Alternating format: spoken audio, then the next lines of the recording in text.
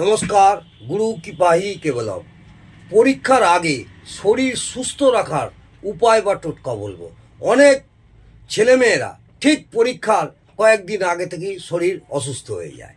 তাদের ক্ষেত্রে আমি একটা ছোট্ট টোটকা বলবো, তাদের গার্জেনরা এটা যদি প্রয়োগ করে, আশা করব তাদের ছেলেমেয়েদের পরীক্ষার আগে কোনো রকম অসুবিধা হবে না।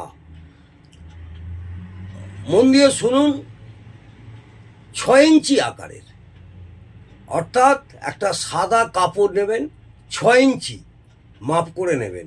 ঠিক মাপ করে সমানভাবে 6 ইঞ্চি বাই 6 ইঞ্চি বাই 6 ইঞ্চি চতুর্ভুজ আকারের একটি কাপড় রুমালের মতন কেটে নেবেন। তাতে খাবার যে চুন পানে লাগিয়ে দোকানে বিক্রি হয়, খাবার চুনের 50 গ্রাম ওজনের এক টুকরো একটু ঢেলা নেবেন। আর দেবদারু পাতা, দেবদারু গাছের যে পাতা সুন্দর দেখে, যাতে ছেঁড়া ফাটা বা ফুটো না থাকে, 21টা পাতা নেবেন।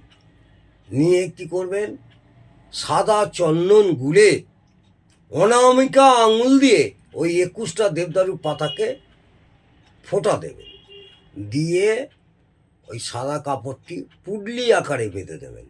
বাঁধার পর ওই পুডলিটি পরীক্ষার অন্তত 7 দিন আগে থেকে যেসব ছেলেমেয়েরা পরীক্ষার্থী, তাদের মাথায় বালিশের নিচে রেখে শুতে হবে। এইভাবে পরীক্ষা যতদিন চলবে মাথার গোড়ায় রেখে, মাথা বালিশের নিচে রেখে শোবে। আশা করব এই প্রয়োগটি করলে পরীক্ষার আগে ছেলে মেয়েদের শরীর সুস্থ থাকবে এবং ভালোভাবে পরীক্ষা দিতে পারবে। নমস্কার, জয় মা তারা।